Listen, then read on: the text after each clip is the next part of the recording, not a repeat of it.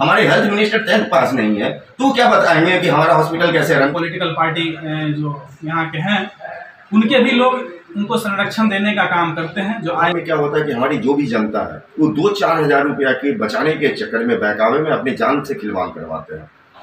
हरलाखी प्रखंड में आज तक कोई कार्रवाई नहीं हुई, जांच के नाम पे सिर्फ खानापूर्ति हुआ। हरलाखी विधानसभा क्षेत्र से ही आते हैं। आज का मेन मुद्दा यह है कि जैसे कि आप लोग को कुछ दिनों से पिछले विगत कई सप्ताहों से चल रहा है कि आपने देखा कि हरलाखी प्रखंड का स्पेशली अवैध नर्सिंग होम वाला जो भी मुद्दा है वो काफ़ी प्रकाश में आ रहा है। तो आज का ये प्रेस कॉन्फ्रेंस रखने के पीछे मेरा रीज़न यही है कि हम जनता को जागरूक करना चाहते हैं और प्रशासन है उससे हमारा निवेदन रहेगा कि वो हमारे प्रखंड की तरफ देखें। यहाँ पे जो भी गलत हो रहा है जिससे जनता ही मार खाती है, तो हम सिर्फ जनता को जागरूक करना चाहते हैं और प्रशासन से चाहते हैं सपोर्ट कि जो भी गलत तरीके से अवैध नर्सिंग होम चलाते हैं उस पर नकेल कसे। राघवेंद्र रमन जी है जो मिथिला स्टूडेंट यूनियन के जिला अध्यक्ष हैं और हमारे छोटे भाई यहीं से आते हैं बिघड़ से। इन्होंने RTI दायर किया था हो गया कि उनको दरभंगा जाकर के 1.5 लाख रुपया लगा प्लस 1 साल उसका इलाज चला। ये क्यों हुआ? समझदार लोग आप लोग जानते हैं कि कोई भी डॉक्टर किसी मरीज का ऑपरेट करता है, ऑपरेशन से पहले एक टेस्ट होता है जिसको PAC कहते हैं। उसका फुल फॉर्म है प्री एनेस्थेटिक चेकअप। एनेस्थीसिया जो बेहोशी के डॉक्टर होते हैं वो पूरा चेक करते हैं, उनको चेक करके वो फिटनेस देते हैं तभी मरीज को अंदर लेते हैं। हमारे यहाँ पे जागरूकता के अभाव में क्या होता है कि हमारी जो भी जनता है वो 2-4 हज़ार रुपया के बचाने के चक्कर में बहकावे में अपने जान से खिलवाड़ करवाते हैं। उससे क्या होता है कि जो चीज़ एक कोई भी ऑपरेशन नॉर्मल एक ऑपरेशन जैसे कि CS होता है, सिजेरियन सेक्शन जिसको कहते हैं, फुल फॉर्म LSCS भी कहते हैं उसको। यहाँ पे हमें जैसा पता है और बहुत सारे जगह पे आप लोग जानते हैं कि एक जिसको स्टिच कहते हैं हम लोग, आप लोग गाँव घर में जिसको कहते हैं कि क्या कहते हैं उसको टाका मारा जाता है। वो एक जो उसका जो धागा आता है वो 1100 कुछ रुपये का आता है जो जॉनसन एंड जॉनसन कंपनी बनाती है। सेम डुप्लीकेट मार्केट में 200, 250, 300 में मिल जाता है। जो डॉक्टर आपको 12,000 में ऑपरेशन करेगा वो कहाँ से लाएगा आप समझ बताइए। 12,000 में अगर आपका ऑपरेट करता है 7 दिन आपको रखता है पर डे, अगर कुछ भी कम मिनिमम दवा चलाएगा तो 1,000 रुपये का चलाएगा, 7,000 रुपये उसका चला गया। लोग प्री एनेस्थेटिक चेकअप करेगा ही नहीं क्योंकि वो एनेस्थीसिया भी खुद ही देना है उसको, सब काम उसको खुद करना है। इसके वजह से क्या होता है कि जनता जो है हमारे को कम पैसे में चाहता है कि हमारा इलाज हो जाए, उसकी खामियाजा उसे जान दे करके चुकाना पड़ता है। हम यहाँ के जनता से एक ही चीज अपील करना चाहते हैं, जागरूक बनिए। किसी भी डॉक्टर के पास आप जाते हैं वो आपको 2,000 रुपये का टेस्ट लिखता है तो ऐसा नहीं है कि वो आपके लिए टेस्ट अपने लिए टेस्ट लिखता है, वो आपके फिटनेस ही देखता है, आपके शरीर में क्या हो रहा है नहीं हो रहा है।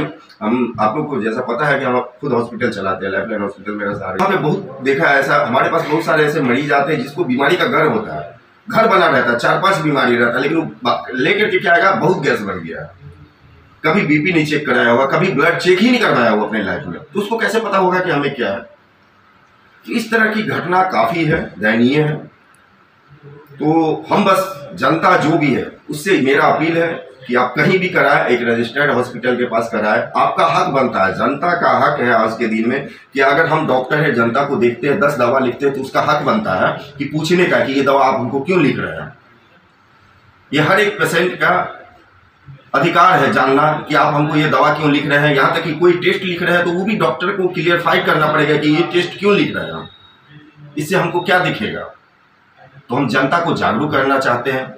दूसरा चीज, इस बीच में जो भी अवैध नर्सिंग होम का जो भी चला है देख के खरीदते तो जान के लिए जहाँ इलाज कराने जाते हैं वहां क्यों नहीं देखते भाई आप, वहां देखना जरूरी है ना। प्रशासन से क्या मांग करेंगे जो फर्जी घोषित होने के बाद? देखिए जो फर्जी घोषित हुआ है उसको अति शीघ्र बंद होना चाहिए। नहीं बंद हुआ तो हम यहाँ पे किसी पार्टी पॉलिटिक्स की बात नहीं है, हमारे हरलाखी क्षेत्र के लिए अपने जनता के लिए करने के लिए हम दोनों भाई मिल करके एक उग्र आंदोलन का तैयारी करेंगे और एक बार जाकर के इसके रिगार्डिंग हम लोग खुद जाकर के DM साहब से मिलेंगे और हम लोग का कोशिश रहेगा कि जो बंद 6 है वो किसी भी तरह बंद हो, या तो फुल्ली डॉक्टर रख करके रजिस्ट्रेशन करवा करके अपना रन करे, बहुत खुशी की बात होगी। दूसरा चीज जो बाकी भी है उस पर भी नकेल कसा जाए। परिचय दे दीजिए। कुशवाहा हुआ। यहाँ पर 6 को नोटिस होने की बात बताई जा रही है, बंद होने की जो घोषणा हुआ सिर्फ घोषणा ही है, और पता चल रहा है कि अब भूख हड़ताल करने वाले हैं अभी बंद नहीं हुआ तो। देखिए, अभी मधुबनी जिला में बहुत सारे ऐसे प्रखंड है जहाँ पे अवैध नर्सिंग होम का चल रहा था और बहुत सारी जगहों पे कार्रवाई भी हुई है। हरलाखी प्रखंड में आज तक कोई कार्रवाई नहीं हुई, जांच के नाम पे सिर्फ खानापूर्ति हुआ। लगातार 2 सालों से आप लोगों के माध्यम से, अखबार के माध्यम से, प्रिंट मीडिया के माध्यम से जब भी हरलाखी में कोई छोटी बड़ी घटनाएं होती थी नर्सिंग होम के द्वारा, तो हम लोग इसको लेकर के आवाज़ उठाने का काम करते थे। पिछले दिनों जब वहाँ प्रखंड में जो स्वास्थ्य समिति होता है, रोगी कल्याण समिति, उस समिति के बैठक में हम लोगों ने पहले बैठक में निर्णय पास करवाया था कि जितने भी प्रखंड क्षेत्र के नर्सिंग होम है सबको बंद किया जाए।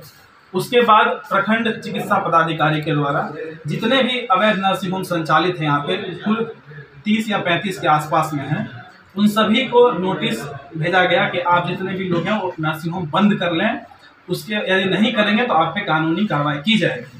प्रखंड के द्वारा अब तक जितना मुझे पता है 4 नोटिस हर 3 महीने पे हर एक नर्सिंग होम को दिया गया, लेकिन 2 साल बीतने के बाद भी किसी भी नर्सिंग होम वालों ने ना तो रजिस्ट्रेशन करवाया, ना नर्सिंग होम उन्होंने बंद किया। आए दिन फिर से वही घटना, जो मौत की घटनाएं होती रहती हैं। यहाँ के जो कुछ स्थानीय लोग हैं, जो एक पॉलिटिकल पार्टी जो यहाँ के हैं, उनके भी लोग उनको संरक्षण देने का काम करते हैं, जो आए दिन आप लोगों को भी दिखता होगा, या वो 15 अगस्त में हो या फिर विभिन्न तरह के कैंप के माध्यम से आप लोगों ने देखा होगा। जो पद पे हैं, पदधारी हैं और उन्होंने संरक्षण देने का काम करते हैं। उसके बावजूद भी मिथिला स्टूडेंट यूनियन और हम लोगों ने, संतोष भैया लगातार हम लोग के सहयोगी रहे हैं, और एक हरलाखी कैसे विकसित हो, कैसे यहाँ पे व्यवस्था सुदृढ़ हो, उसके लिए लगातार ये चिंतित रहते हैं और हम लोग आपस में बातचीत करते रहते हैं लगातार। तो हम लोगों ने एक निर्णय किया कि इसको लेकर के हम लोग जो लोक जन शिकायत में आवेदन करें, और आवेदन करने के बाद यहाँ पे जांच हुई और हरलाखी प्रखंड में पहली बार जिला से कोई भी पदाधिकारी यहाँ पे आए जो नर्सिंग होम का जांच हुआ। और जांच में जितने भी बड़े बड़े संस्थान थे नर्सिंग होम के, यहाँ पे तो बहुत सारे हैं, लेकिन जितने भी बड़े बड़े संस्थान थे जो अपने आप को बहुत बड़े हॉस्पिटल के ऑनर समझते थे या डॉक्टर समझते थे, जिसको बहुत सारे लोग समझते थे कि ये संस्था रजिस्टर्ड होगा, लेकिन तमाम संस्था जो है वो फर्जीवाड़ा निकला। कहीं पे कोई डॉक्टर उपलब्ध नहीं था और कहीं सिर्फ और सिर्फ कहीं ऑपरेशन किया हुआ 10-20 मरीज था। जब डॉक्टर यहाँ पे जांच में आए तो बहुत सारे नर्सिंग होम के संचालक हो या तथाकथित डॉक्टर हो, वो सब वहाँ से भाग गए। उस दौरान भी पेशेंट की मृत्यु हो सकती थी, लेकिन संजोग अच्छा था जो नहीं हुआ। तो हम भगवान के शुक्रगुजार हैं जो इस तरह की घटना ना हुई उस दिन, लेकिन उसके बावजूद भी कोई भी नर्सिंग होम वालों ने बंद नहीं किया। जब वहाँ पे अगला डेट हुआ, डेट में हम लोगों ने बोला कि आपका रिपोर्ट क्या हुआ जो आप लोगों ने जांच किया, तो उन्होंने 6 नर्सिंग होम का जांच रिपोर्ट हम लोगों को सबमिट किया है, जो आपको मैं दे सकता हूँ। और उसमें से 2 ऐसे नर्सिंग होम थे जहाँ पे 10 ऑपरेशन किया हुआ मरीज, जो सिविल सर्जन का जांच रिपोर्ट है, उस रिपोर्ट में उनके द्वारा बताया गया कि इस क्लिनिक में 10 ऑपरेशन किया हुआ मरीज उपलब्ध नहीं थे, वहाँ पे कोई रजिस्ट्रेशन उनका नहीं था, जो सिविल सर्जन के द्वारा बताया गया। तो उस पर 50,000 रुपये का जुर्माना लगा, जो सरकार का दिशा निर्देश, और उनको क्लिनिक बंद करने का बात उसमें कही गई है। लेकिन आज लेटर निकले, 19 तारीख को लेटर निकला है सिविल सर्जन का, इनके यहाँ 20 या 21 तारीख को रिसीव हो गया है, और आज आपका 28 तारीख है। अभी तक बहुत सारे नर्सिंग होम चल ही रहे थे, लेकिन उसके बाद भी हम लोगों ने जब प्रशासन पे दबाव डाला तो वो बहुत सारे जो नर्सिंग होम है वो आगे में अपना एक पोस्टर लगा दिए हैं कि नर्सिंग होम बंद है, लेकिन वो तब पर भी वो अंदर से काम कर रहे हैं। अभी डॉक्टर संतोष साहब ने बताया आप लोगों को कि यहाँ के जनता को भी जागरूक होने की आवश्यकता है। जब आपको पता है कि हम वहाँ जाएंगे तो हमारी मौत निश्चित है, उसके बाद भी यदि आप वहाँ जाएंगे तो आप मौत के जिम्मेदार आप स्वयं बन रहे हैं, ना कि यहाँ के लोग या आम कोई हम जैसे प्रतिनिधि या इन जैसे प्रतिनिधि।